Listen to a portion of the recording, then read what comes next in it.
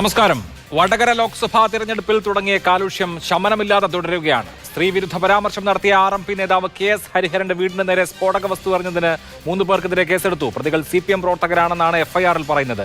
സ്ത്രീത്വത്തെ അവഹേളിച്ചതിന് ഹരിഹരനെതിരെയും കേസെടുത്തിട്ടുണ്ട്. തെരഞ്ഞെടുപ്പ് സമയത്ത് KK ശൈലജയെ കാഫിർ എന്ന് ആക്ഷേപിക്കുന്ന വാട്സ്ആപ്പ് സ്ക്രീൻഷോട്ട് പ്രചരിപ്പിച്ച സംഭവത്തിൽ ലീഗ് നേതാവ് പാറക്കൽ അബ്ദുള്ള SP-ക്ക് നേരിട്ട് പരാതി നൽകിയിട്ടുണ്ട്. ഇന്ന് സൂപ്പർ പ്രൈം ടൈം ചർച്ച ചെയ്യുന്നു. ആഭാസത്തിന് മറുപടി ബോംബോ. വടകരയിലെ കനൽ കെടുത്തേണ്ടതെങ്ങനെ?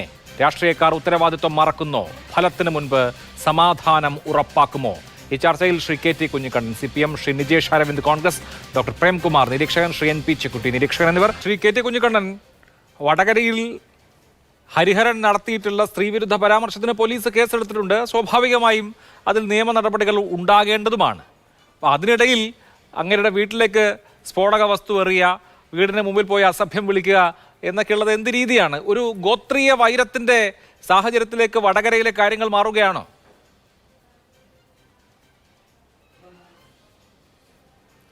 വടകരയിലെ കാര്യങ്ങളെ ഇന്നത്തെ രീതിയിലുള്ള ഒരു വിദ്വേഷ അന്തരീക്ഷത്തിലേക്ക് എത്തിക്കുന്നതിൽ ഏറ്റവും പ്രധാനപ്പെട്ട പങ്ക് വഹിച്ചത് UDF ആണ്. ഏറെക്കുറെ 2 മാസം നീണ്ടുനിന്ന തുടർച്ചയായ തെരഞ്ഞെടുപ്പ് പ്രചരണത്തിൻ്റെ ആദ്യഘട്ടം മുതൽ ശൈലജ ടീച്ചറുടെ വ്യക്തിത്വത്തെ ഏറ്റവും മോശപ്പെട്ട രീതിയിൽ അപകീർത്തിപ്പെടുത്തുന്ന നിരന്തരമായ സൈബർ ആക്രമണങ്ങൾ, അതുകൊണ്ടൊന്നും തകരുന്നതല്ല ടീച്ചറുടെ വ്യക്തിത്വം എന്ന് വന്നപ്പോൾ ടീച്ചറെ ഇസ്ലാം വിരുദ്ധയാക്കാനുള്ള ആസൂത്രിതമായ ശ്രമങ്ങൾ, നിങ്ങളുടെ വരെ ഓൺലൈൻ മാതൃകാ പേജ് ഉണ്ടാക്കി ടീച്ചർ കേരളത്തിൽ ലവ് ജിഹാദ് ഉണ്ടെന്ന് പ്രസ്താവിച്ചു എന്ന രീതിയിലടക്കം മാധ്യമങ്ങളെ വരെ ഹൈജാക്ക് ചെയ്തുകൊണ്ട് അത്തരം പ്രചരണങ്ങൾ നടന്നു. ആ പ്രചരണങ്ങൾ വടകരയിലെ ജനമനസ്സുകൾ ഉണ്ടാക്കുന്ന വിള്ളലുണ്ട്. അതിനെ പ്രതിരോധിക്കാനാണ് ഇടതുപക്ഷ ജനാധിപത്യ മുന്നണി തെരഞ്ഞെടുപ്പ് കാലത്തും അതിനുശേഷവും ശ്രമിച്ചത്. ആ ശ്രമങ്ങൾ കോൺഗ്രസിനെയും UDF-നെയും സംബന്ധിച്ചിടത്തോളം വലിയ രീതിയിലുള്ള പ്രതിരോധം സൃഷ്ടിച്ചിട്ടുണ്ട്. വടകരയിൽ ഉത്തരവാദിത്തമാണോ ഇത്?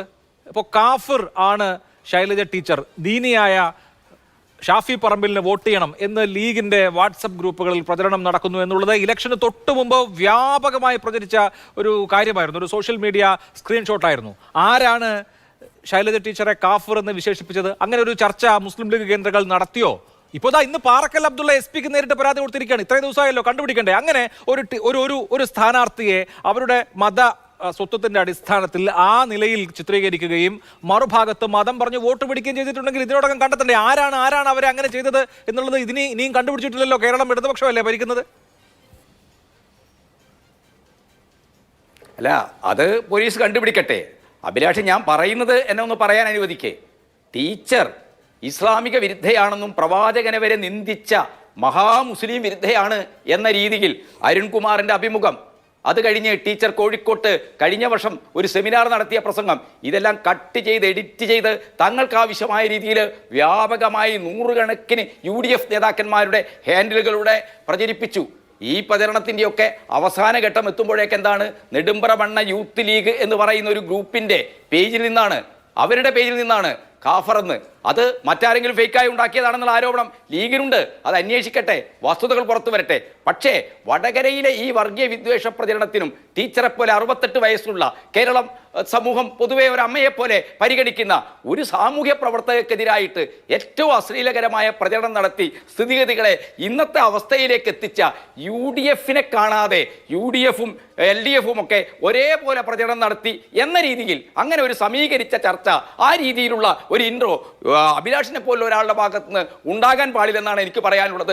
വളരെ ബോധപൂർവം, വളരെ കോൺഷ്യസ് ആയിട്ട്. അതിൽ പ്രധാന കാരണം എന്താണ്, സമസ്ത ഉൾപ്പെടെയുള്ള പരമ്പരാഗത UDF-നെ പിന്തുണക്കുന്ന വിഭാഗങ്ങൾ ഇടതുപക്ഷത്തിന് അനുകൂലമായി വോട്ട് ചെയ്യാൻ സാധ്യതയുണ്ട്. അപ്പോൾ ടീച്ചറെ ഇസ്ലാം വിരുദ്ധയാക്കണം. ഈ രീതിയിൽ വർഗീയമായ ലക്ഷ്യത്തോടെ വിദ്വേഷ പ്രചരണ ഉദ്ദേശത്തോടു കൂടി പ്രചരണം ആരംഭിച്ചതും പ്രചരണം 2 മാസക്കാലവും തുടർച്ചയായി തുടർന്നതും ആ പ്രചരണം ഉണ്ടാക്കിയ സാമൂഹ്യമായ രോഷത്തെ മറികടക്കാൻ വേണ്ടി വടകരയിൽ മിനിഞ്ഞാന്ന് എന്താണ് വലിയ സമ്മേളനം സംഘടിപ്പിച്ചു. ആ സമ്മേളനത്തില് സ്ത്രീവിരുദ്ധ പ്രസ്താവന മാത്രമല്ല RMP നേതാവ് നടത്തിയത് മുക്കം ഉമ്മർ ഫൈസിയെ പോലെ വന്ധ്യവയോധികനായ ഒരു മതപുരോഹിതനെതിരായിട്ട് ഏറ്റവും മോശപ്പെട്ട പരിഹസിക്കുന്ന രീതിയിൽ പ്രസ്താവന നടത്തി എന്ന് മാത്രമല്ല, അത് സംഘടിപ്പിച്ച ആളുകളെ അങ്ങേയറ്റം പരിഹസിക്കുന്ന രീതിയിൽ പ്രസംഗിച്ചു.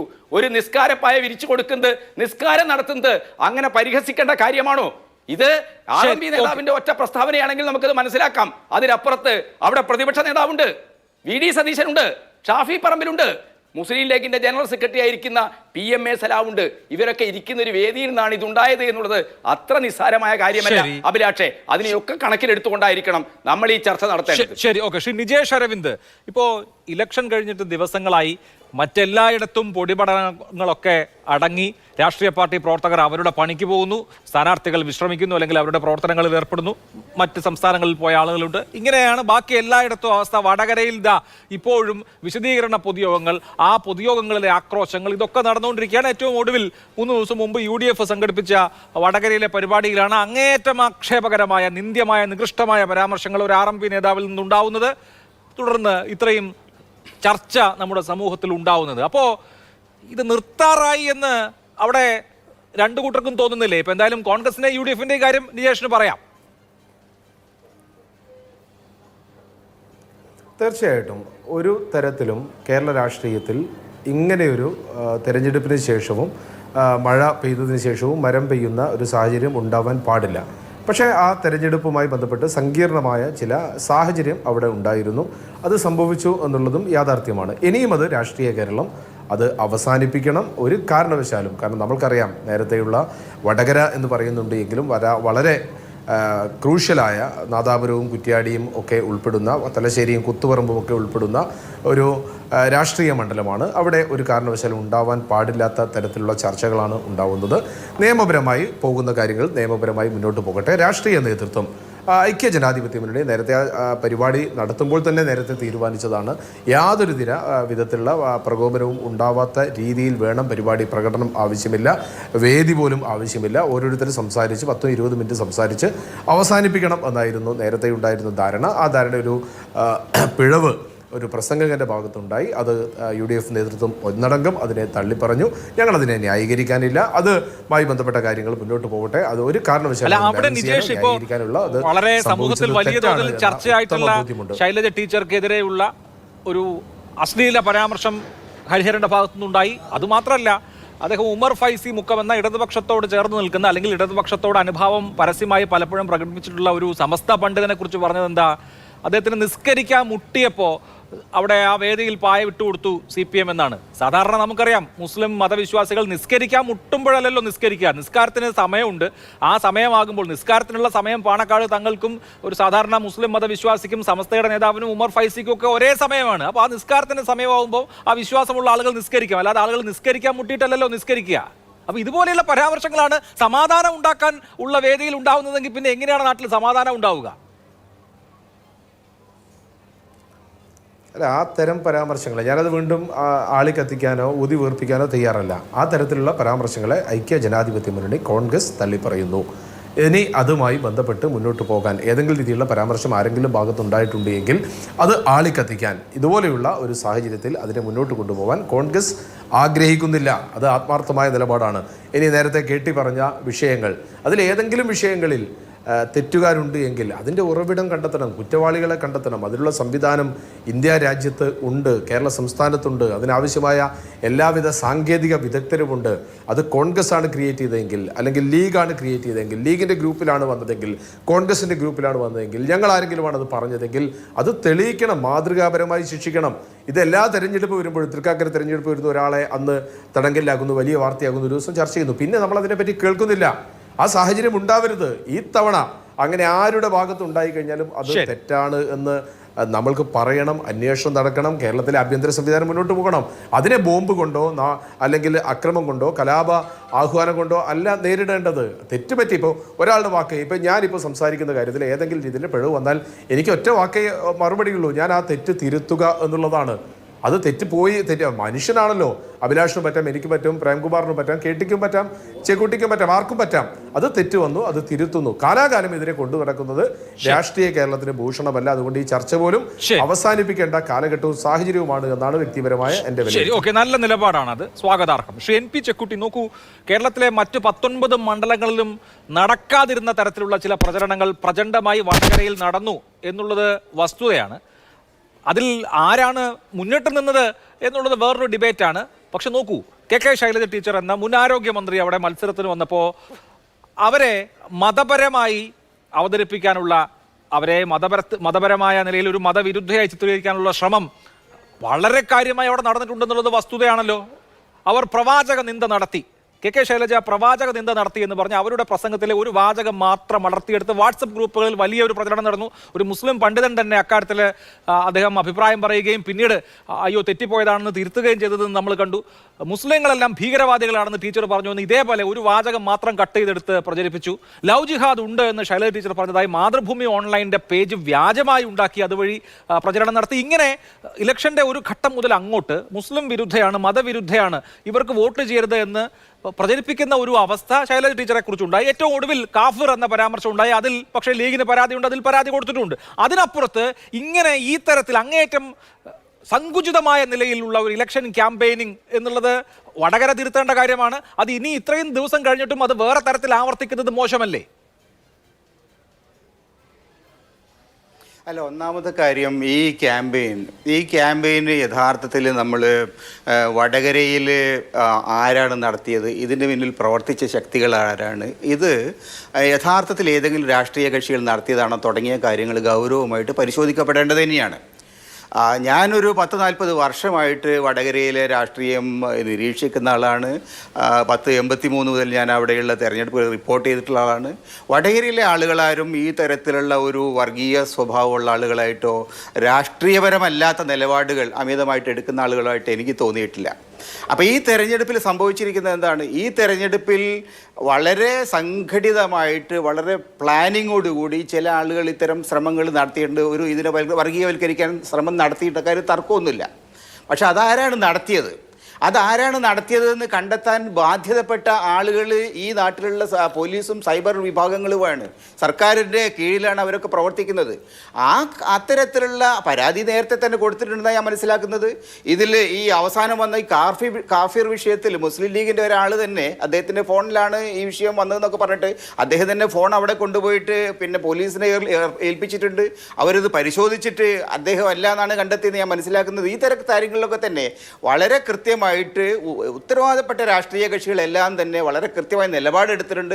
അതിനെയൊന്നും പ്രോത്സാഹിപ്പിച്ചിട്ടില്ല. അപ്പോൾ പിന്നെ എവിടെ നിന്നാണ് വന്നിരിക്കുന്നത്? അത് തീർച്ചയായും പരിശോധിക്കേണ്ടതാണ്. നിരവധി സൈബർ വിങ്ങുകളുണ്ട്, നിരവധി സൈബർ പട്ടാളങ്ങൾ ഇറക്കാൻ ശേഷിയുള്ള രാഷ്ട്രീയ കക്ഷികൾ ഈ നാട്ടിലുണ്ട്.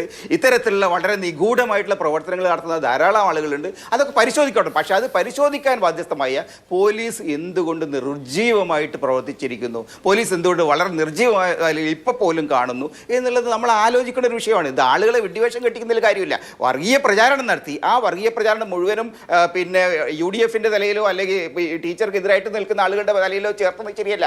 അങ്ങനെ പ്രവർത്തിച്ച അങ്ങനെയുള്ള ആളുകളുടെ നേരെ വീടുകളിൽ പോയി ബോംബിടുന്നത് ശരിയല്ല.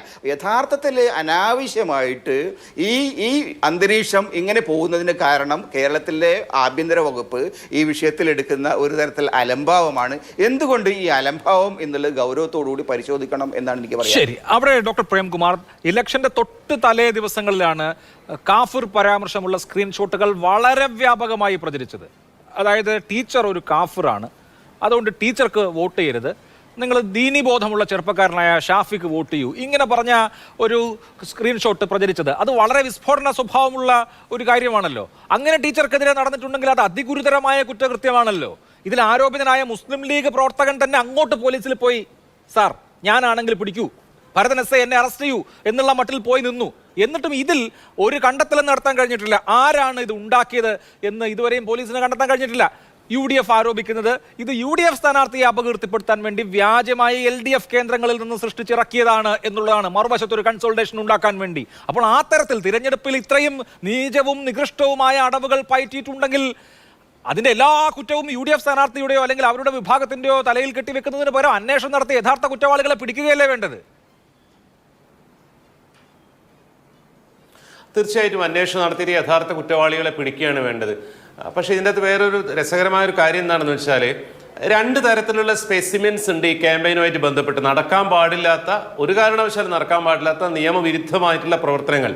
അത് ഒരു ടൈപ്പ് സ്പെസിമെനാണ് അഭിലാഷ് നേരത്തെ പറഞ്ഞുള്ളത്. മാതൃഭൂമി ഓൺലൈനിൻ്റെ പേജ് വരെ ഫേക്ക് ചെയ്തിട്ട്, മർക്കസിൻ്റെ പേജ് വരെ ഫേക്ക് ചെയ്തിട്ട്, അരുൺകുമാറിൻ്റെ വീഡിയോ എഡിറ്റ് ചെയ്തിട്ട്, ശൈലജ ടീച്ചർ കോഴിക്കോട് പണ്ട് നടത്തിയ ഒരു പ്രസംഗത്തിൽ ഒരു ഭാഗം കട്ട് ചെയ്തിട്ടൊക്കെ ചെയ്തത്. ഈ സാധനങ്ങളെല്ലാം ആരാണ് ചെയ്തതെന്ന് വളരെ കൃത്യമാണ്. അതായത് തെളിവ് ഉള്ള സംഗതികളെല്ലാം ചെയ്തത് UDF കേന്ദ്രങ്ങളാണെന്ന് ഇതിനകം റിവീൽ ചെയ്യപ്പെട്ടിട്ടുണ്ട്. അത് ഒടുവിൽ KS ഹരിഹരന്റെ പ്രസംഗം വരെ KS ഹരിഹരനാണ് പ്രസംഗിച്ചെന്നുള്ള കാര്യത്തിൽ ആർക്കും തർക്കമില്ല. അതേസമയം അപ്പുറത്ത് ആരാണ് ചെയ്തതെന്ന് ഉറപ്പില്ലാത്ത സാധനങ്ങളുണ്ട്. അതിൽ പെട്ടതാണ് ഈ കാഫിർ എന്നുള്ള വാട്സപ്പ് ചാറ്റ്. എനിക്കറിയില്ല അതിന്റെ ആധികാരികതയെ പറ്റിയിട്ട്. അതേപോലെ അഭിലാഷ് ചർച്ചയുടെ തുറക്കത്തിൽ പറയുന്ന ബോംബ് എറിഞ്ഞത് എന്നും അഭിലാഷ് ഇൻട്രോയിൽ പറയുന്നു FIR-ൽ പറയുന്നത് CPM-മാരാണെന്നാണ്. നോക്കൂ, ബോംബ് എറിഞ്ഞു, CPM-മാർ എറിഞ്ഞു എന്നാണ് അഭിലാഷ് പോലും പറയുന്നത്. ആ വീട്ടിലെ ഏറ്റവും സീനിയർ മെമ്പറായിട്ടുള്ള ആസാദ് മലയാറ്റിൽ അദ്ദേഹം പറയുന്നത്, ഞാൻ എൻ്റെ സഹോദരിമാരോടൊത്ത് ഇത്രയും കാലം താമസിച്ചിരുന്ന വീട്ടിലേക്ക് അക്രമം നടന്നിരിക്കുന്നു എന്ന് ഫേസ്ബുക്കിൽ എഴുതിയിട്ടുണ്ട്. അതിൽ പറയുന്നത്, ആദ്യത്തെ പാരഗ്രാഫിൽ പറയുന്നത് പടക്കത്തേക്കാൾ ഉഗ്രസ്ഫോടന ശേഷിയുള്ള ഒരു സാധനമാണെന്നാണ്. ഇന്നലെ 8:30 മണിക്ക് ചാനലുകളിൽ അത് ബോംബായിരുന്നു, 10 മിനിറ്റ് കഴിഞ്ഞപ്പോൾ അത് പടക്കമായിരുന്നു. നിങ്ങൾ തീരുമാനിക്കാൻ അത് ബോംബാണെന്നുള്ളത്. FIR-ൽ കണ്ടാൽ അറിയാത്ത ആളുകളെന്നാണ് പറയുന്നത്. കണ്ടാൽ അറിയാത്ത ആളുകൾ എങ്ങനെയാണ് CPM-മാരാണ് തീരുമാനിക്കുക എന്നുള്ള ലോജിക് എനിക്ക് മനസ്സിലാവുന്നില്ല. പിന്നെ FIR-ൽ എഴുതുക, പരാതി കൊടുക്കുന്ന ആൾ പറയുന്ന സ്റ്റേറ്റ്മെന്റ് ആണ്. എനിക്ക് സംശയമുണ്ട് CPM-മാരാണെന്നുള്ളത്. 3 പേരുണ്ട്. അത് മാത്രമല്ല അഭിലാഷ്, ഈ പറഞ്ഞിരിക്കുന്ന പടക്കമേറ് രീതിയിലാണ്. അല്ല, അത്രേ പറഞ്ഞിട്ടുള്ളൂ. അല്ലാതെ ഇത് CPIM പ്രവർത്തകരാണ് എന്ന് കണ്ടുപിടിച്ചെന്നും CPM പ്രവർത്തകർ ബോംബ് എറിഞ്ഞതായി പോലീസ് വ്യക്തമാക്കിയെന്നും അല്ല. മറിച്ച് നമുക്കറിയാം, പ്രഥമ വിവര റിപ്പോർട്ട് എന്ന് പറയുന്നത് ഈ പറഞ്ഞ ആവലാതിക്കാരൻ പറയുന്ന കാര്യമാണ്. ആവലാതിക്കാരന്റെ ആവലാതി CPM പ്രവർത്തകർ എന്നുള്ളതാണ്. അത് കണ്ടുപിടിക്കട്ടെ. അല്ലാതെ അത് CPM പ്രവർത്തകരാണ് ചെയ്തതെന്ന് ഞാൻ എവിടെയും സ്ഥാപിച്ചിട്ടില്ല. അത് പോലീസ് അന്വേഷിച്ച് കണ്ടുപിടിക്കട്ടെ. പക്ഷേ അല്ല, സ്ഥാപിച്ചിട്ടില്ല. പക്ഷേ നമ്മളിത് രണ്ടും കൂടെ പറയുമ്പോൾ ബോംബ് എറിയുന്നത് ശരിയാണോ എന്ന് പറയുകയും അതിനുശേഷം FIR-ൽ CPM-മാരാണ്, ഉടനെ ആരാണ് മുഖ്യമന്ത്രി, ആരാണ് ആഭ്യന്തരമന്ത്രി, പിണറായി വിജയന്റെ പോലീസ് പറയുന്നു CPM-മാർ. ഇതാണ് ഉണ്ടാവുന്ന ഒരു കൺക്ലൂഷൻ. അത് ശരിയല്ല എന്നാണ് ഞാൻ പറഞ്ഞത്. ഇനി ഈ പറഞ്ഞ പടക്കം എറിഞ്ഞതും ഭയങ്കര രസമാട്ടോ. അതായത് വടകര രജിസ്ട്രേഷനുള്ള ചുവന്ന കാറിൽ KS ഹരിഹരൻ പറയുന്നത് ഞാൻ കേട്ടു, 3 വട്ടം ഇവര് വീട്ടിന് മുന്നിലൂടെ വരുന്നു, ഭീഷണിപ്പെടുത്തുന്നു. അതിനുശേഷം 8:30 മണിക്ക് വന്നിട്ട് പടക്കം കത്തിക്കുന്നു. അതിനേക്കാൾ രസമുള്ള നമ്മൾ ലൂസിഫർ സിനിമയിൽ മോഹൻലാലൊക്കെ ചെയ്യുന്ന കണ്ടിട്ടുണ്ട്. 10-15 ആൾക്കാരെ വെടിവെച്ച് കൊന്നിട്ട് DGP ഒക്കെ വരുന്ന സമയമാകുമ്പോഴേക്ക് കംപ്ലീറ്റ് ക്ലീൻ ചെയ്ത് കളയാ. ബോംബ് പടക്കം പൊട്ടിച്ചതിന്റെ അവശിഷ്ടങ്ങൾ മുഴുവൻ ഇവരെടുത്തു കൊണ്ടുപോയി എന്നാണ് പറയുന്നത്. എന്തൊക്കെയോ ആ പറയുന്നതിൻ്റെ അകത്ത് എന്തൊക്കെയോ സംശയങ്ങൾ, എന്തൊക്കെയോ ഒരു സുഖമില്ലായ്മയുടെ അംശങ്ങൾ അതിൻ്റെ അകത്തുണ്ട്. അതിന്റെ കുറച്ചു മുമ്പ് കടക്കാട്ടുപാറയിൽ നിന്ന് ഒലിപ്രം കടവിലേക്കാണ് ജാഥ നടന്നിരുന്നത്. അത് ഭീകരമായിട്ടുള്ള അക്രമോത്സുകമായ ജാഥയൊന്നും ആയിരുന്നില്ല. അതെനിക്ക് വ്യക്തമായിട്ട് അറിയാം. ഇവരുടെ വീട്ടിനടുത്തുകൂടെ പോകാതിരിക്കാനും ആ ജാഥ നടത്താതിരിക്കാനും അവര് ശ്രമിച്ചിട്ടുണ്ട്. പിന്നെ നോക്കൂ, ഇത് തുടർന്ന് പോകുന്നത് എവിടുന്നാന്ന് ആലോചിച്ചാലേ, അതായത് ഇപ്പൊ നിജേഷ് അരവിന്ദ് പറയുന്ന, കോൺഗ്രസിന്റെ പ്രതിനിധി പറയുന്നത് മുഖവിലേക്ക് എടുത്താൽ, അതായത് വടകരയിലെ ഈ കാലുഷ്യം തുടരാൻ പാടില്ല എന്നുള്ള പൂർണ്ണ എന്താ പറയുക ബോധ്യത്തോടെയാണ് ഞങ്ങൾ ആ പരിപാടി നടത്തിയത്, സംഘടിപ്പിച്ചത്. അങ്ങനെയാണ് സംഘടിപ്പിച്ചത് എങ്കിൽ ആ കാലുഷ്യം തുടരണമെന്ന് കൃത്യമായി പ്ലാൻ ചെയ്ത ആളായിരുന്നിരിക്കണം KS ഹരിഹരൻ. അല്ലെങ്കിൽ അദ്ദേഹം യാതൊരു കാര്യവുമില്ലാതെ മഞ്ജു വാര്യരെയും ഒരു കാരണവശാലും ഒരു രാഷ്ട്രീയക്കാരനും, എത്ര ആഭാസം പറയുന്ന രാഷ്ട്രീയക്കാരനും ശൈലജ ടീച്ചറെ പറ്റി പറയാൻ അറയ്ക്കുന്ന രീതിയിൽ പറയില്ലായിരുന്നു. അപ്പം വടകരയിലുള്ള ഈ ഫൈറ്റ്, ഈ ഇഷ്യൂ, ഈ ടെൻഷൻ ഇങ്ങനെ നിലനിർത്തേണ്ടതിന്റെ ഉദ്ദേശം KS ഹരിഹരനും ആരംഭിക്കും ഉണ്ടായിരുന്നു എന്ന് നമ്മൾ സംശയിക്കേണ്ടി വരും, നിജേഷ് അരവിന്ദിന്റെ ഡയലോഗ് വിശ്വസിച്ചാൽ. പക്ഷേ നോക്കൂ നിങ്ങൾ, ഇന്ന് VD സതീശൻ എന്താ പറയുന്നത്, ബോംബേറിൽ 1-ാം പ്രതി CPIM-ന്റെ കോഴിക്കോട് ജില്ലാ സെക്രട്ടറി P മോഹനാണെന്നാണ്. അതേസമയം തന്നെ നമുക്കറിയാം UDF-ലെ 2ാമത്തെ കക്ഷിയായിട്ടുള്ള ലീഗിന്റെ നേതാവ് PK കുഞ്ഞാലിക്കുട്ടിയും P മോഹനൻ മാസ്റ്ററും തമ്മിൽ ഇലക്ഷൻ റിസൾട്ട് വരുന്നതിന് മുന്നേ ഈ പ്രശ്നങ്ങൾ അവസാനിപ്പിക്കുന്നതിനെ പറ്റി രമ്യമായ ചർച്ചകൾ നടത്തണമെന്ന്, എന്താ പറയാ, ഉഭയകക്ഷി ചർച്ചകൾ, സർവകക്ഷി യോഗം നടത്തണമെന്ന് അവർ തമ്മിൽ ധാരണയായിരിക്കുന്നു എന്ന് ഇവർ രണ്ടുപേരും പറഞ്ഞിട്ടുണ്ട്. കാരണം അവിടെ പവർഫുൾ പാർട്ടികൾ എന്ന് പറയുന്നത് CPM-ഉം ലീഗുമാണ്. കോൺഗ്രസിനേക്കാൾ കൂടുതൽ അഖിലേന്ത്യാ അടിസ്ഥാനത്തിൽ കോൺഗ്രസ് ആയിരിക്കാം, പക്ഷേ നാദാപുരത്ത് സെൻസിറ്റീവ് ഏരിയയിൽ ലീഗാണ്. ഈ മോഹനമാഷ പറ്റിയിട്ടാണ് VD സതീശൻ പറയുന്നത് അദ്ദേഹമാണ് 1-ാം പ്രതി എന്ന്.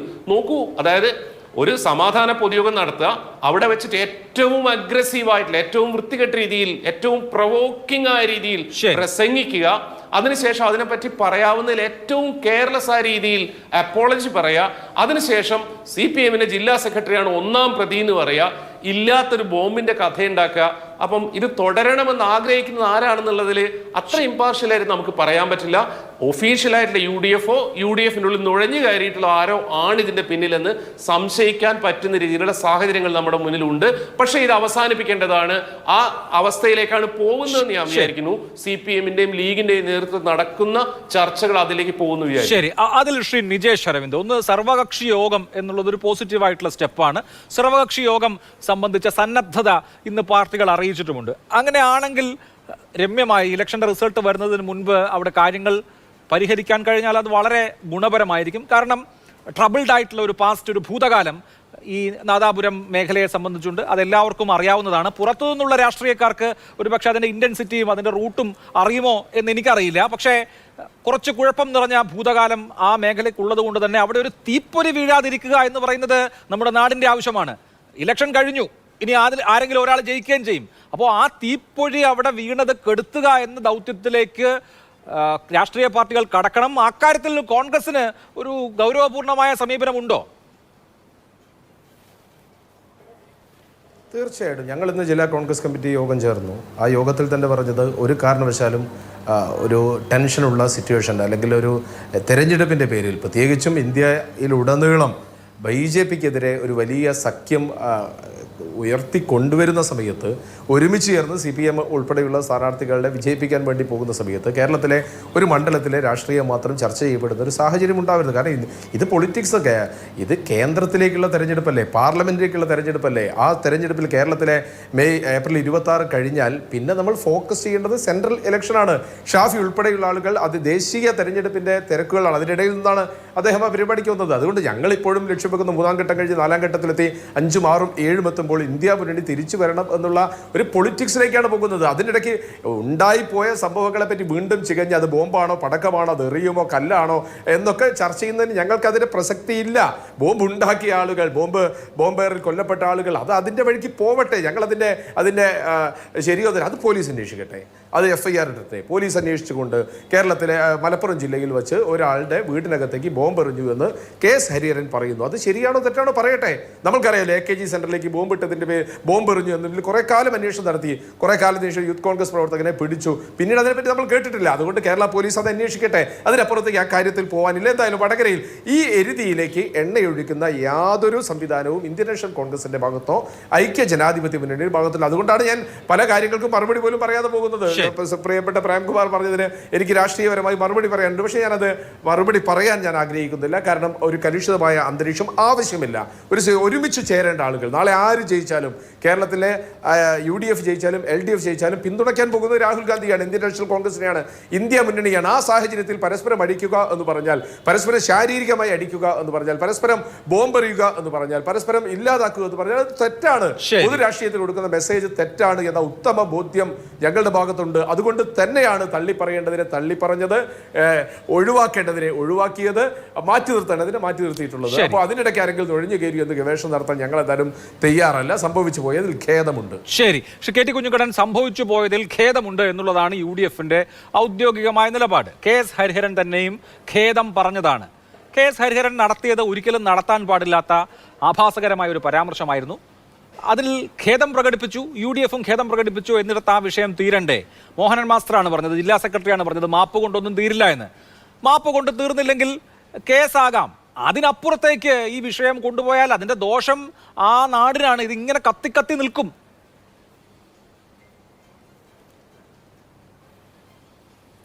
അല്ല, മാപ്പ് കൊണ്ടും കേസ് കൊണ്ടും തീരുന്ന പ്രശ്നമാണോ അല്ലയോ എന്നുള്ളതല്ല നമ്മുടെ ചർച്ച.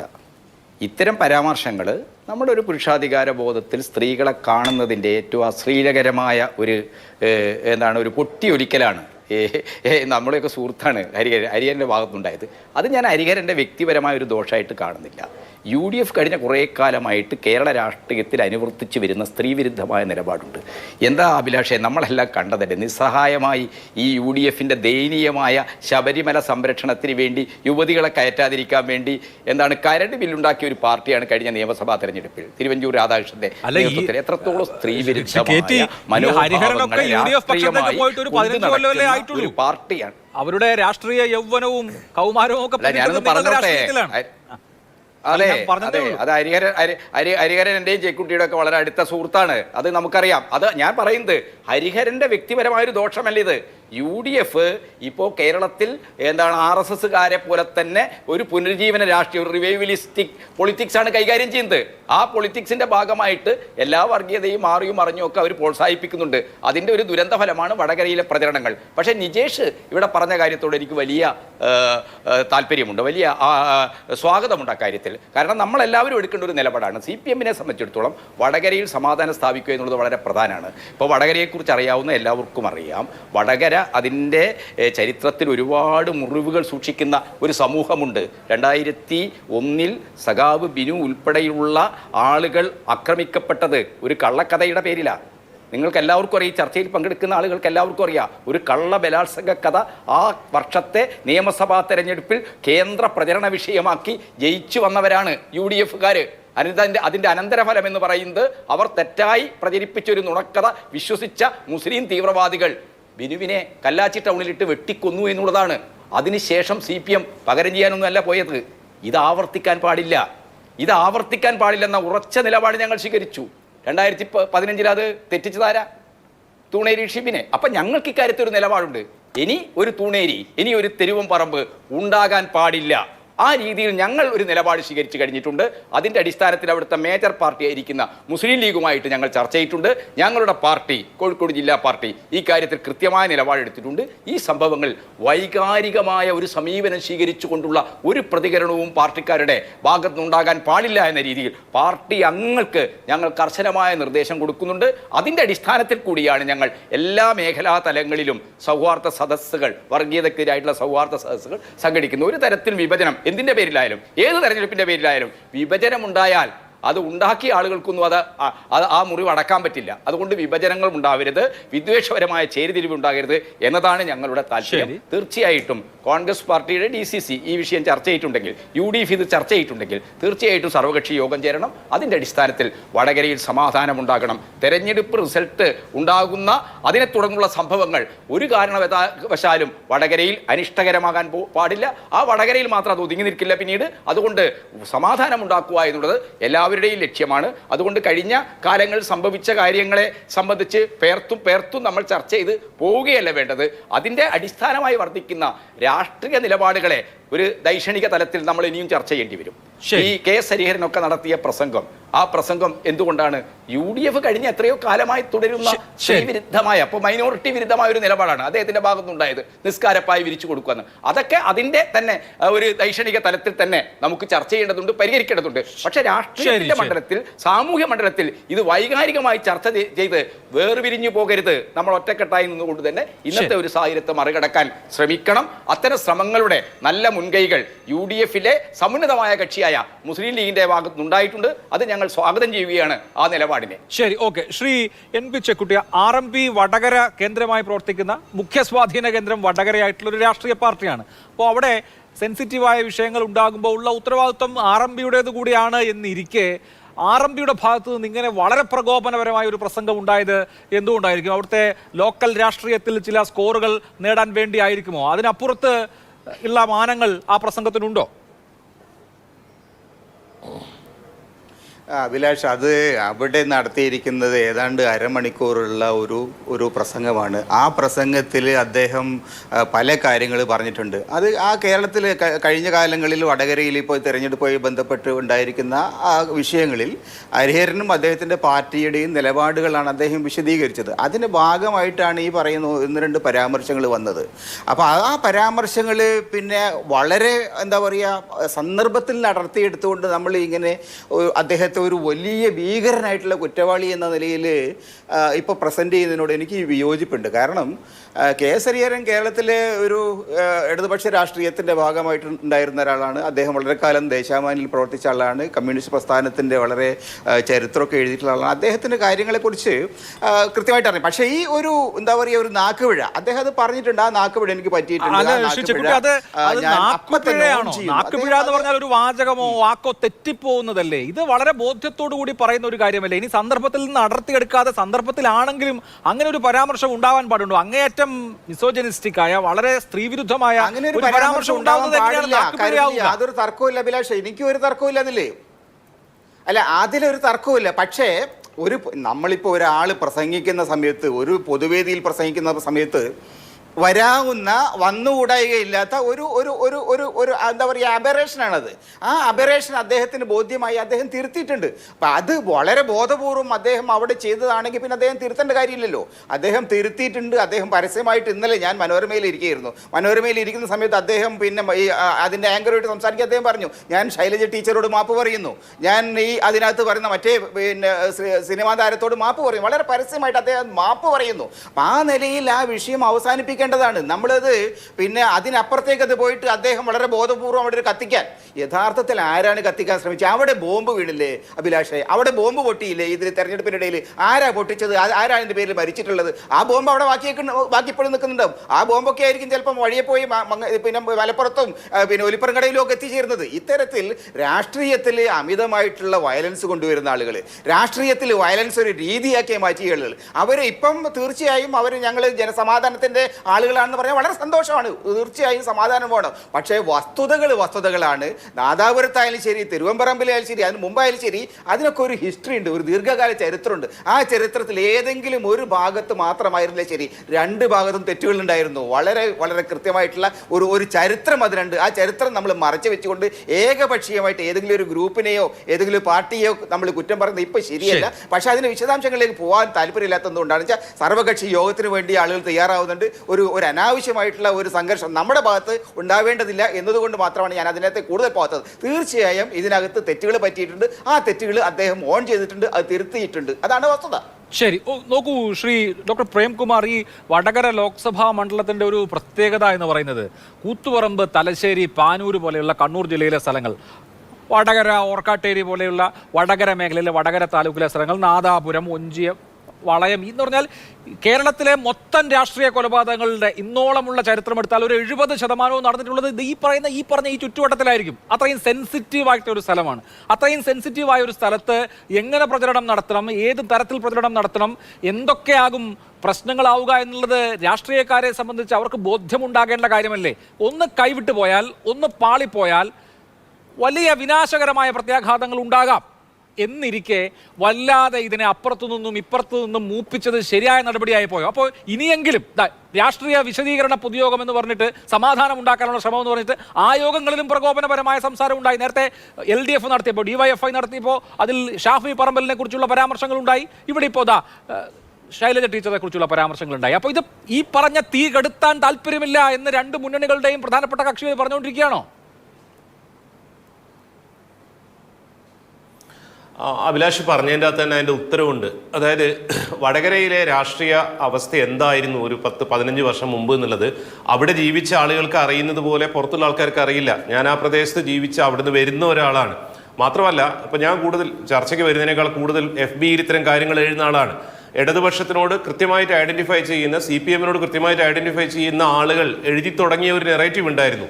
അതായത് ഈ ഇലക്ഷനിൽ ഷാഫി പറമ്പിലാണ് വിജയിക്കുന്നതെങ്കിൽ അതിനർത്ഥം വടകരയിലെ വോട്ടർമാർ മതമൗലികവാദത്തിനാൽ ഇൻഫ്ലുവൻസ് ചെയ്യപ്പെടുന്നുവെന്ന്. അങ്ങനെ ഒരു നെറേറ്റീവ് വന്നപ്പം അങ്ങനെ പറയരുത്, പറയുന്നത് പെശകാണ്, കാര്യങ്ങൾ അറിയാത്ത ആളുകൾ ഫേസ്ബുക്കിൽ എഴുതരുത് എന്ന് പറഞ്ഞുകൊണ്ട് CPM-നോട് LDF-നോട് ചേർന്ന് നിന്നുകൊണ്ട് പറയുന്ന ആളുകളോട് ശക്തമായി വിയോജിച്ചിട്ടുള്ള ഒരാളാണ് ഞാൻ. പക്ഷേ കാര്യം എന്താണെന്നറിയോ, ശൈലജ ടീച്ചറുടെ ഇലക്ഷൻ ക്യാമ്പയിൻ്റെ അകത്ത് ഗ്രൗണ്ടിലും അതേപോലെ അതിൻ്റെ ക്യാമ്പയിൻ ലെവലിലും ഒക്കെ കാര്യങ്ങൾ ചെയ്തിട്ടുള്ളത്, LDF-ന്റെ ക്യാമ്പിൽ ചെയ്തിട്ടുള്ളത് വടകരക്കാരായിട്ടുള്ള എല്ലായിടത്തും ചെയ്യുന്നത് പോലെ തന്നെ ആ നാട്ടിലെ ആളുകളാണ്. അവിടുത്തെ സകല വേദനകളും സെൻസിറ്റിവിറ്റികളും പൊളിറ്റിക്കൽ ഇക്വേഷൻസും അറിയുന്ന ആളുകളാണ്.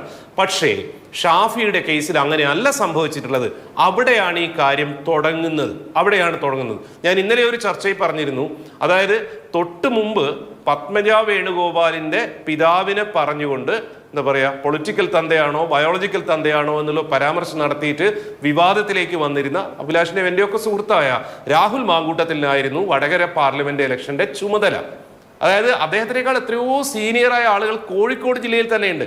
പാർലമെന്റ് ഇലക്ഷനും നിയമസഭാ ഇലക്ഷനിലും ഒക്കെ കൺവീനർ ആവുകയും കാര്യങ്ങൾ കോർഡിനേറ്റ് ചെയ്യുകയും മത്സരിക്കുകയൊക്കെ ചെയ്ത ആളുകളുണ്ട്. അവരെല്ലാം മാറ്റിക്കൊണ്ട് രാഹുൽ മാങ്കൂട്ടത്തിനായിരുന്നു ചാർജ്. ആദ്യ ദിവസം തന്നെ നടന്ന, അതായത് വടകരയിൽ ഓളം ഉണ്ടാക്കി എന്നൊക്കെ പറഞ്ഞ ആ ചടങ്ങിൽ പോലും ഷാഫി പോലും പറഞ്ഞിരുന്നു ഞാൻ വടകരയുടെ പുയ്യാപ്ലയാണെന്നാണ്. അതിന്റെ മുന്നേ അങ്ങനെ ഒരു വാക്ക് ഷാഫി പറയുന്നത് നമ്മൾ കേട്ടിട്ടില്ല. അപ്പം ഇത്തരത്തിലുള്ള പെട്ടെന്ന് ആളുകളെ കൂട്ടാൻ വേണ്ടി ഉപയോഗിക്കുന്ന സൂചകങ്ങൾ, പദങ്ങൾ, ബിംബങ്ങളൊക്കെ കുറച്ച് കഴിയുമ്പം എന്ത് തരത്തിലുള്ള പ്രശ്നമാണ് ഉണ്ടാക്കുക എന്നുള്ളത് വടകരയ്ക്ക് പുറത്തു നിന്ന് വരുന്ന ആളുകൾക്ക് അറിയില്ല. പൊളിറ്റിക്കൽ മെച്യൂരിറ്റി ഇല്ലാത്ത ആളുകൾക്ക് അറിയില്ല എന്നുള്ളൊരു പ്രശ്നം ഇതിനകത്ത് സംഭവിച്ചിട്ടുണ്ട്. ഇനി അറിഞ്ഞു ശ്രമിച്ചിട്ടില്ല. യൂത്ത് കോൺഗ്രസിന്റെ സംസ്ഥാന അധ്യക്ഷൻ രാഹുൽ മാങ്കൂട്ടത്തിൽ അവിടെ പ്രചരണത്തിലൊരു ഭാഗമായിരുന്നു എന്ന് കരുതി വടകരയിലെ മുഴുവൻ പ്രചാരണവും ഏകോപിപ്പിച്ചിരുന്നത്, അല്ലെങ്കിൽ വടകരയിലെ സോഷ്യൽ മീഡിയയിൽ വന്ന മുഴുവൻ കാര്യങ്ങളുടെയും ചുമതലക്കാരൻ രാഹുലാകുമോ? അവിടെ വലിയൊരു ഇലക്ഷൻ സമിതി UDF വേണ്ടി ഉണ്ടായിരുന്നു. ആ നാട്ടുകാരായ കുറ്റ്യാടി MLA പാറക്കൽ അബ്ദുള്ളയുടെ നേതൃത്വത്തിലുള്ള പ്രചരണ സമിതി ഉണ്ടായിരുന്നു. അപ്പോൾ അതിനകത്ത് ഒരു ഭാഗം മാത്രമാണ്. അപ്പോൾ ഇത് മുഴുവൻ ഈ പറഞ്ഞ യൂത്ത് കോൺഗ്രസ് പ്രസിഡന്റിന്റെ രീതിയാണ് എന്ന് ആരോപിക്കുന്നതിനകത്തുള്ള പ്രശ്നം ഒന്ന്. രണ്ട്, ഇപ്പോൾ വടകരയുടെ പുയ്യാപ്ലയാണെന്ന് പറഞ്ഞപ്പോൾ മാഹിന്നാണ് ഷാഫി കല്യാണം കഴിച്ചിട്ടുള്ളത്. ഒരു പറച്ചിലിൽ അങ്ങ് പറഞ്ഞു. ഇപ്പൊ കോഴിക്കോട് എളമരം കരീം വന്നപ്പോൾ എങ്ങനെയായിരുന്നു? മുഴുവൻ ഹോർഡിങ്ങും മുഴുവൻ പോസ്റ്ററും കരീം ക എന്നായിരുന്നില്ലേ? എന്ന് പറഞ്ഞതുപോലെ കണ്ടാ പോരെ അതിനെയൊക്കെ? അല്ല, അതിലൊരു വ്യത്യാസമുണ്ട്.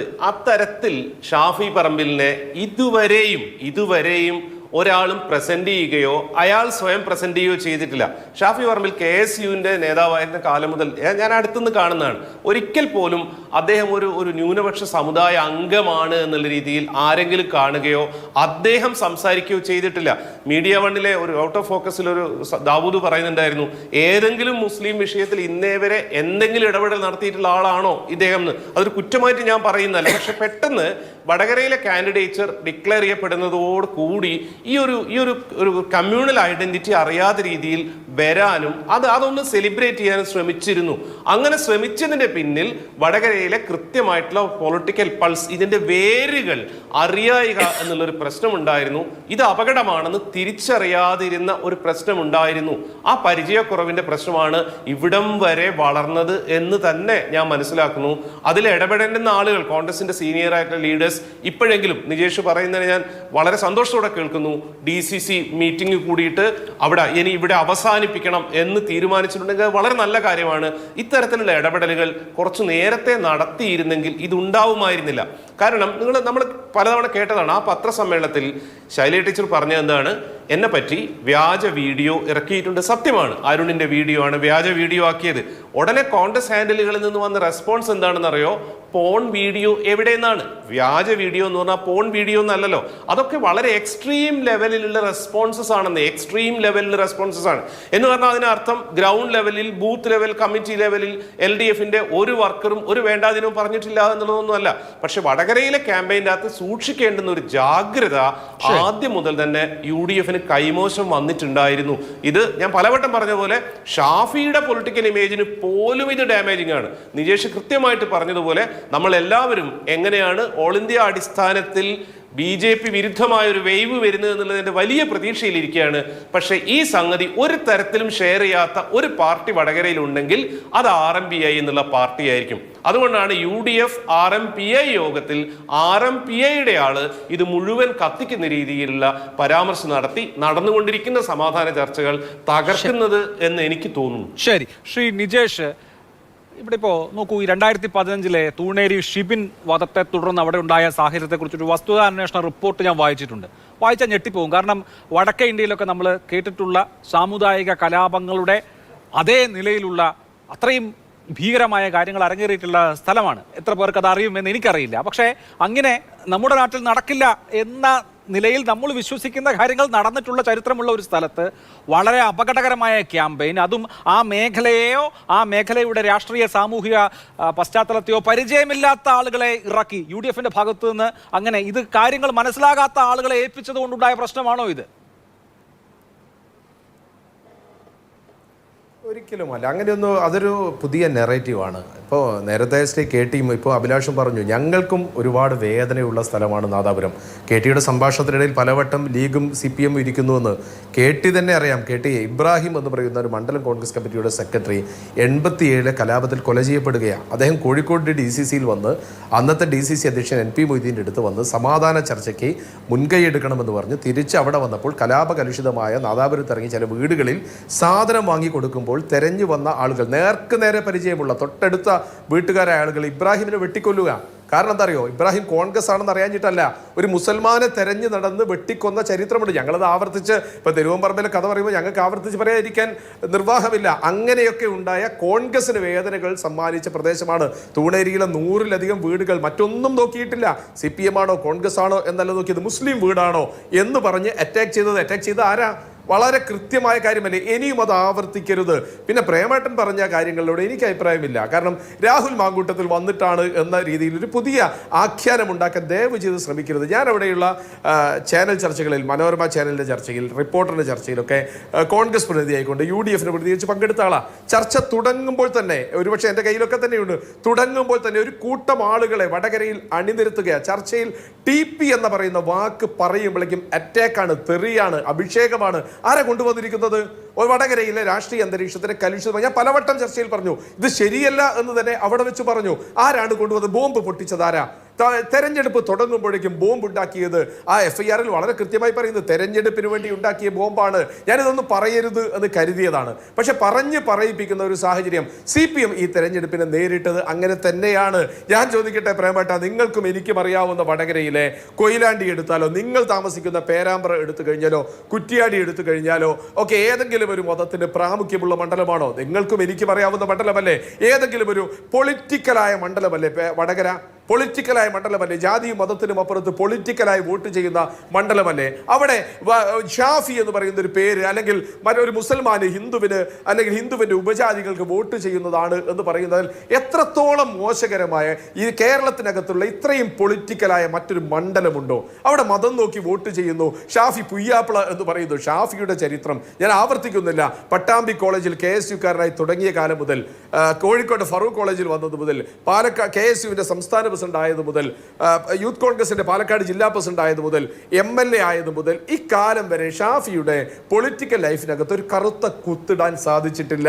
അത് സാധിച്ചിടാതിരിക്കാൻ കാരണം അദ്ദേഹത്തിന്റെ ഒരു രാഷ്ട്രീയ നിലപാട് കൊണ്ടാണ്. നാളെയുടെ കേരള രാഷ്ട്രീയത്തിന് കിട്ടിയ ഒരു വാഗ്ദാനം എന്ന നിലയ്ക്ക് നമ്മളതിനെ കാണണ്ടേ? മതനിരപേക്ഷ രാഷ്ട്രീയത്തിന് നമ്മൾ പ്രൊമോട്ട് ചെയ്യണ്ടേ? അത് ഏത് രാഷ്ട്രീയമാവട്ടെ, അവിടെ വെച്ച് ഒരാളെ വർഗീയത എന്താ റഹീമിനെ പോലെയുള്ള ആൾ, ഞാനത് വിലക്കെടുത്തിട്ടില്ല എങ്കിൽ പോലും പറഞ്ഞത് രാഷ്ട്രീയ വിഷം എന്നോ മറ്റോ പറഞ്ഞു, ഞങ്ങൾ അതിന് വിലക്കെടുത്തിട്ടേ ഇല്ല. അതൊക്കെ ശരിയാണോ?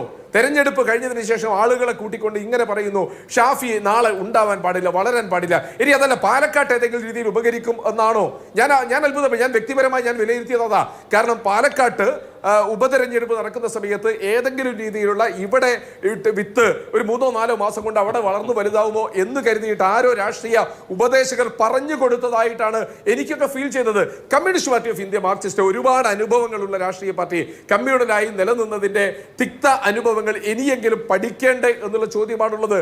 കോൺഗ്രസിന് ആ തരത്തിൽ ഒരു നയമില്ല. കോൺഗ്രസ് എല്ലാ വിട്ടുവീഴ്ചകളും ചെയ്തുകൊണ്ട് കമ്മ്യൂണിസ്റ്റ് പാർട്ടി ഉൾപ്പെടെയുള്ള രാഷ്ട്രീയ പ്രസ്ഥാനങ്ങളോട് കൈകോർത്ത് പിടിച്ചുകൊണ്ട് തെരഞ്ഞെടുപ്പിനെ നേരിടണം.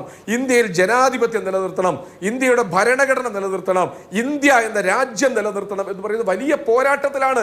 ആ പോരാട്ടത്തിനിടയിൽ വെച്ചുകൊണ്ട് ഒപ്പം കൈകോർത്ത് പിടിക്കുന്നവനെ പിറകിൽ കൂടെ കുത്തുക, മുന്നിൽ കൂടെ കുത്തുക, അവന്റെ ചോര ചാടിക്കുക, അവന്റെ ചോര കണ്ട് രസിക്കുക എന്നൊരു നിലപാടില്ല.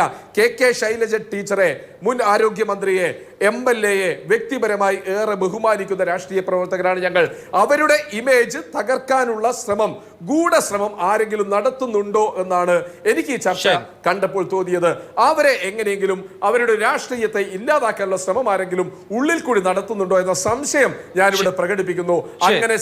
അങ്ങനെ ഇല്ലാതാക്കേണ്ട വ്യക്തിത്വമല്ല കേരള രാഷ്ട്രീയത്തിലെ രാഷ്ട്രീയക്കാർക്ക് എന്നുകൂടി അടിവരയിട്ട് പറയും. ശരി, ഓക്കെ. ശ്രീ KT കുഞ്ഞിക്കണ്ണൻ, ഇലക്ഷന്റെ സമയത്ത് അങ്ങോട്ടും ഇങ്ങോട്ടും ഒക്കെ ചെളിവാരി എറിയുന്നത് നമ്മൾ കണ്ടിട്ടുണ്ട്. ഇതിപ്പോൾ ഈ തെരഞ്ഞെടുപ്പ് കഴിഞ്ഞതിന് ശേഷം വലിയ യോഗങ്ങൾ സംഘടിപ്പിച്ച് അവിടെയും പ്രകോപനം ഉണ്ടാവുന്നു എന്നുള്ളതാണ് വടകരയെ സംബന്ധിക്കുന്ന കൗതുകകരമായ കാര്യം, ആശ്ചര്യജനകമായ കാര്യം, കഷ്ടമായിട്ടുള്ള കാര്യം. ആദ്യം വലിയ യോഗം സംഘടിപ്പിച്ചത് നിങ്ങളുടെ ഭാഗത്തു നിന്നാണ്.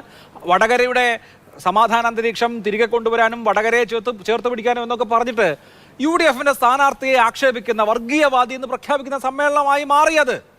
അതിനുശേഷം UDF നടത്തിയപ്പോൾ അവിടെ LDF-ന്റെ സ്ഥാനാർത്ഥിയായിരുന്ന ശൈലജ ടീച്ചറെ ആക്ഷേപിക്കുന്ന, അവരെ വ്യക്തിപരമായി ആക്ഷേപിക്കുന്ന വേദിയായി അതും മാറി. അപ്പൊ ഇത് എങ്ങനെയാണ് ഈ തരത്തിൽ മുന്നോട്ട് പോവുക? അല്ല, അഭിലാഷും ഈ തെരഞ്ഞെടുപ്പിനെ, വടകരയിലെ തെരഞ്ഞെടുപ്പ് പ്രചരണത്തെ നിരീക്ഷിച്ചിട്ടുണ്ടാവുമല്ലോ. വടകര ഏതെങ്കിലും സ്ഥാനാർത്ഥി ഈ വടകര താഴെയങ്ങാടി എന്ന് പറയുന്നത് ഏറെക്കുറെ പൂർണ്ണമായിട്ട് മുസ്ലിങ്ങൾ അധിവസിക്കുന്ന ഒരു പ്രദേശമാണ്. ആ താഴെയങ്ങാടിയിൽ CPM ഉണ്ട്, IN ഉണ്ട്, അതാണ് ഇടതുപക്ഷം എന്ന് പറയുന്നത്, വളരെ ശുഷ്ക. ആ താഴെയങ്ങാടിയിൽ ജുമാ മസ്ജിദുമായി ചേർന്ന വഖഫ് ബോർഡിൻ്റെ ഗ്രൗണ്ടിൽ ഈദ് വിത്ത് ഷാഫി എന്ന് പറഞ്ഞുകൊണ്ട് തെരഞ്ഞെടുപ്പ് പ്രചരണ യോഗം സംഘടിപ്പിച്ചു. കോഴിക്കോട് ജില്ലാ മുഖ്യ വരണാധികാരി ഇതിൻ്റെ പേരിൽ നോട്ടീസ് നൽകിയിരിക്കുന്ന ആളാണ് ഷാഫി വിരയില്ലാത്ത ആളാണോ? മാതൃകാ പെരുമാറ്റച്ചട്ടം 3 പ്രാവശ്യം തെരഞ്ഞെടുപ്പ് മത്സരിച്ചാണല്ലേ പാലക്കാട്ടിൽ അദ്ദേഹം ഇവിടെ മത്സരിക്കുമ്പോൾ കൃത്യമായ ഒരു രാഷ്ട്രീയ അജണ്ടയിൽ നിന്നുകൊണ്ടല്ലേ. ഇപ്പൊ ഞാൻ ഈ ഇലക്ഷനുമായി ബന്ധപ്പെട്ട് ഇങ്ങനെ യാത്ര നടത്തുമ്പോൾ തിരൂര് പോയപ്പോൾ അന്ന് അവിടെ ഉണ്ടായിരുന്ന ഒരു പരിപാടി, നിങ്ങളുടെ അവിടുത്തെ KS ഹംസ, ഈ അദ്ദേഹത്തിന്റെ ഇഫ്താർ പാർട്ടിയാണ്, അവിടുത്തെ ഒരു വലിയ ഹോട്ടലിൽ ഇഫ്താർ പാർട്ടി, ഇതുപോലെ ഇഫ്താർ വിത്ത് ഹംസാക്ക അല്ലെങ്കിൽ ഹംസ എന്ന് പറഞ്ഞിട്ടാണ് അത് ഈ ഇതിന്റെ സമയത്ത് എല്ലാവരും നടത്തിയിരുന്ന ഒരു കാര്യമല്ലേ? അതിൽ കുഴപ്പമില്ല, അത് വലിയ ഹോട്ടല, അതൊരു വലിയ ഹോട്ടല. അഭിലാഷ് ഇങ്ങനെ എന്താണ് സർക്കാരഹിതമായിട്ട് ഇതിനെയൊന്നും സമീകരിക്കരുത്. ഞാനൊന്ന് പറഞ്ഞോട്ടെ, അത് ഹോട്ടലിലാണ്, ഇഫ്താർ പാർട്ടി ഹോട്ടലിൽ നടത്തി എല്ലാ സ്ഥാനാർത്ഥികളും നടത്തുന്നത്. പക്ഷെ ഇതെന്താണ്, ഇത് ഈ വഖഫ് ബോർഡിന്റെ എന്റെ ചോദ്യം മതാരാധനക്കല്ലാതെ മറ്റാവശ്യങ്ങൾക്ക് ഉപയോഗിക്കാൻ പാടില്ല.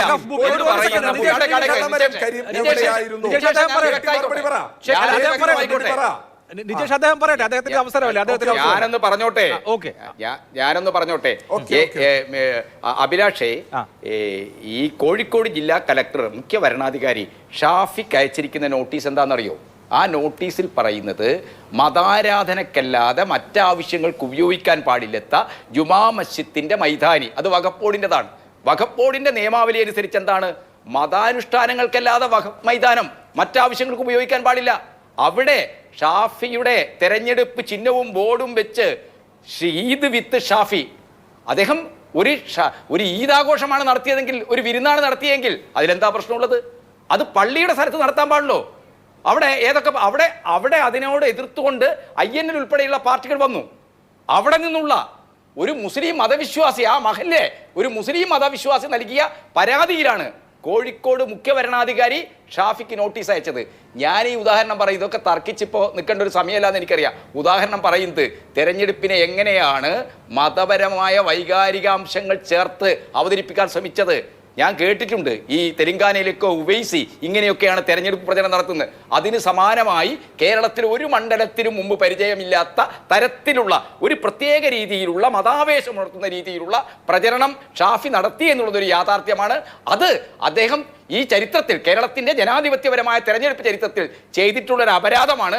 ആ അപരാധത്തിൽ ഇന്നല്ലെങ്കിൽ നാളെ കോൺഗ്രസ് പാർട്ടി ഉത്തരം പറയേണ്ടി വരും. ഷാഫിയെ പോലുള്ള ആളുകൾ, രാഹുൽ മാങ്കൂട്ടത്തിനെ പോലുള്ള ആളുകളെ ഇവരുടെ നേതൃത്വത്തിൽ നടത്തിയ ഇത്തരത്തിലുള്ള വളരെ വളരെ റിജിഡായ, വളരെ സങ്കുചിതമായ വോട്ടിനെ മതപരമായി എങ്ങനെ ഏകീകരിക്കാം എന്ന ലക്ഷ്യത്തോടു കൂടി നടത്തിയ ഇത്തരം പ്രവർത്തനങ്ങൾക്ക് ഇന്ത്യൻ നാഷണൽ കോൺഗ്രസ് എന്ന് പറയുന്ന മതേതര പാർട്ടി ഈ രാജ്യത്തെ ജനങ്ങളോട് ഉത്തരം പറയേണ്ടി വരും. കാരണം ഷാഫി കോൺഗ്രസ്സുകാരനാണ്. മുസ്ലിം ലീഗ് പോലും ഇങ്ങനെ പ്രചരണം നടത്തിയിട്ടില്ല. ഞാൻ ഉറപ്പായിട്ട് പറയുന്നു. ഒരു പള്ളി മൈതാനിയെ, ജുമാ മസ്ജിദ് മൈതാനിയെ, സ്ഥാനാർത്ഥി അവിടെ പോകും, ആഘോഷങ്ങളിൽ പങ്കെടുക്കും. പക്ഷെ അവിടെ സ്ഥാനാർത്ഥിയുടെ ചിഹ്നം വെച്ച് മൈക്ക് വെച്ച് വോട്ട് പിടിക്കുന്ന ഒരു ഈദ് വിത്ത് ഷാഫി എന്ന പരിപാടിയാണ് വടകരയിൽ നടത്തിയത്. ഷാഫിയാണ് ഈ കാര്യങ്ങളൊക്കെ തുടങ്ങി വെച്ചത്. ഷാഫിയെ നിങ്ങൾ എത്ര വിശുദ്ധനാക്കാൻ ശ്രമിച്ചാലും വടകരയിലെ തെരഞ്ഞെടുപ്പ് പ്രചരണത്തിൽ ഷാഫി ചെയ്ത അപരാധത്തിന് ഇന്ത്യയുടെ രാഷ്ട്രീയ ചരിത്രത്തിൽ കോൺഗ്രസ് ഉത്തരം പറയേണ്ടി വരുന്ന പ്രശ്നമാണ്. അത് ഉത്തരം പറഞ്ഞേ പറ്റൂ. മതപരമായ കാര്യങ്ങൾ ഉണ്ടായാൽ അത് തെരഞ്ഞെടുപ്പ് കേസും ആവുമല്ലോ. PC തോമസിന്റെ കേസിൽ PC തോമസിനെതിരെ വിധി വന്നത് നമ്മുടെ സമീപകാല രാഷ്ട്രീയ ചരിത്രം. എനിക്കൊരു ഇടവേളയ്ക്ക് ശേഷം ഞാൻ മടങ്ങിയത്. പക്ഷെ NP ചെക്കുട്ടി, കാര്യങ്ങൾ ഇങ്ങനെയാണെങ്കിൽ ഇലക്ഷൻ കഴിഞ്ഞാലും വടകരയിലെ പോര് കോടതിയിലേക്ക് നീങ്ങുമോ? അഴീക്കോട്ടെ തെരഞ്ഞെടുപ്പ് കേസിൽ MV നികേഷ് കുമാറിന് അനുകൂലമായി കോടതി വിധി പറഞ്ഞത് സിറാത്തിന്റെ പാലം കടക്കണമെങ്കിൽ ഷാജിക്ക് വോട്ട് ചെയ്യണം എന്ന് നോട്ടീസ് അടിച്ചതിനാണ്. PC തോമസിന്റെ തെരഞ്ഞെടുപ്പ് സുപ്രീം കോടതി വരെ എത്തിയതാണ്. റദ്ദാക്കിയത് മതപരമായ ചിഹ്നങ്ങളെ ഉപയോഗിച്ചതിനാണ്. കന്യാമറിയത്തെയും SOP ദേവനെയൊക്കെ ഉപയോഗിച്ചതിനാണ്, മാർപ്പാപ്പയൊക്കെ ഉപയോഗിച്ചതിന്. ആ മട്ടിലാണോ വടകരയും പോകുന്നത്? അല്ല അഭിലാഷ്, ഞാനിപ്പോൾ വടകരയിലെ ഈ ഇഫ്താർ പരിപാടിയിൽ ആര് പങ്കെടുത്തു, എവിടെ പങ്കെടുത്തു, അത്തരം വിഷയങ്ങളിലേക്ക് ഞാൻ പോകുന്നില്ല. ഞാനതിൽ പങ്കെടുത്തില്ല, എന്നെ ക്ഷണിച്ചിട്ടുമില്ല. അപ്പം അതുകൊണ്ട് അത് ഇഫ്താറൊക്കെ ഒരു മതപരമായിട്ടുള്ള എന്തോ ഒരു സ്പെഷ്യൽ വർഗീയ പ്രചാരണമാണെന്നൊക്കെ ആരെങ്കിലും പറയാൻ തുടങ്ങി. നമുക്ക് എന്ത് പറയാൻ പറ്റും? തെരഞ്ഞെടുപ്പ് കാലത്ത് അങ്ങനെ പറഞ്ഞിട്ടില്ലല്ലോ അഭിലാഷ്. തെരഞ്ഞെടുപ്പ് കാലത്ത് ഇഫ്താർ പരിപാടി ഈദ് വിത്ത് ഷാഫി എന്ന് പറഞ്ഞ് ഒരു ജുമാ മസ്ജിദ് പള്ളിയുടെ വഖഫ് ബോർഡിന്റെ ഉടമസ്ഥതയിലുള്ള സ്ഥലത്ത്, അവിടെ മതാരാധനക്ക് മാത്രം അനുവദിച്ച സ്ഥലത്ത് തെരഞ്ഞെടുപ്പ് ചിഹ്നം വെച്ച് പ്രസംഗിച്ചു. തർക്കങ്ങളിലേക്ക് പോകുന്നില്ല. എനിക്ക് ഞാൻ പറയട്ടെ, ഞാനൊന്ന് പറഞ്ഞു തീർക്കട്ടെ. എന്തായാലും ശരി, ഇതിനകത്തുള്ള കാര്യം എന്താ വെച്ചാൽ, അങ്ങനെ ഒരു വർഗീയമായിട്ടുള്ള താല്പര്യത്തോടു കൂടിയുള്ള ഒരു പ്രചാരവേല അവിടെ നടത്തിയതായിട്ട് എനിക്ക് ബോധ്യപ്പെട്ടില്ല. ഉണ്ടെങ്കിൽ അവർക്ക് തെരഞ്ഞെടുപ്പിന് കേസ് കൊടുക്കാം, കേസ് കൊടുത്തു കഴിഞ്ഞാൽ അവർക്ക് ജയിക്കാം. പക്ഷേ ഈ നമ്മുടെ ബാബുവിൻ്റെ ഒരു കേസുണ്ട്, കെ ബാബുവിൻ്റെ ഒരു കേസ്. ആ കേസിൽ ഹൈക്കോടതി ഇപ്പം എന്താ പറഞ്ഞത് നിങ്ങൾ ശ്രദ്ധിച്ചോ? ശബരിമല അയ്യപ്പൻ്റെ ഫോട്ടോ വെച്ചു എന്ന് പറഞ്ഞത് ആരാ വെച്ചത്? ആരാ വെച്ചതെന്ന് കോടതി കണ്ടെത്താൻ പറ്റില്ല. വെച്ച ആളുകൾ തന്നെയാണ് ഈ പരാതിയായിട്ട് പോകുന്നത്. അപ്പം അത്തരത്തിലുള്ള ഒരുപാട് കുതന്ത്രങ്ങൾ ഈ തെരഞ്ഞെടുപ്പിനിടയിൽ ധാരാളമായി നടക്കുന്നുണ്ട്. അതൊന്നും യഥാർത്ഥത്തിൽ കോടതികളുടെ മുമ്പിൽ ജയിക്കാൻ പോകുന്നില്ല, പൊതുസമൂഹത്തിന് മുമ്പിൽ ജയിക്കാൻ പോകുന്നില്ല. വേറൊന്നുകൂടി ഞാൻ പറയാം, 91 ഇടതുപക്ഷം മനസ്സിലാക്കേണ്ട ഒരു കാര്യം, കരുണാകരൻ്റെ ലീഡർഷിപ്പിൽ അന്ന് കോൺഗ്രസും ലീഗും BJPയും ഒന്നിച്ച് ഒരു സ്ഥാനാർത്ഥി നിർത്തിയിട്ട് വടകരക്കാരെ തോൽപ്പിച്ച ഒരു മണ്ഡലമാണത്. വടകരയിൽ ജനങ്ങൾക്ക് വളരെ കൃത്യമായിട്ട് രാഷ്ട്രീയ ബോധ്യമുണ്ട്.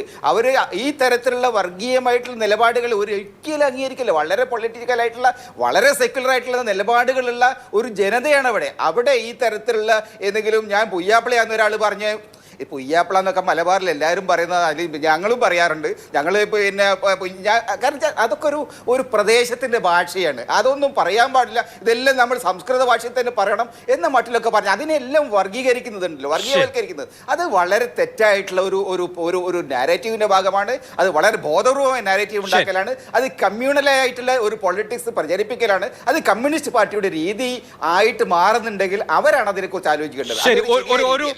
30 സെക്കൻഡ് ശ്രീ പ്രേംകുമാർ അവസാനിപ്പിക്കാം. അല്ല, പേരുകളും പേരിന്റെ വാലും ഒക്കെ കൃത്യമായ സൂചകങ്ങൾ തന്നെയാണ്. കൃത്യമായ സമയങ്ങളിൽ അത് ഉപയോഗിക്കുന്നത് കൃത്യമായ ഉദ്ദേശത്തോടു കൂടിയാണ്. അത് കമ്മ്യൂണിസ്റ്റിന്റെ രീതിയാണോ ചേക്കൂട്ടിന്റെ രീതിയാണോ എന്നുള്ളത് വേറെ കാര്യം. പിന്നെ നോക്കൂ, അദ്ദേഹം പറയുന്നത് നോക്കൂ, വടകരയിലെ ഇഫ്താർ പാർട്ടിക്ക് ചേക്കൂട്ടി പോയിട്ടില്ല, അതുകൊണ്ട് അദ്ദേഹത്തിന് അതിനെപ്പറ്റി ഒന്നും അറിയില്ല. പക്ഷേ കെ ബാബുവും എം സ്വരാജും തമ്മിലുള്ള കേസിൽ പേര് ചേക്കുട്ടി പറയുന്നത് എന്താണ്? ആരാണോ അയ്യപ്പന്റെ ചിത്രം കൊടുത്താണ് അവർ തന്നെയാണ് കേസ് കൊടുത്തതെന്ന്. അതെങ്ങനെയാണ് ചേക്കുട്ടിക്ക് അറിയാം?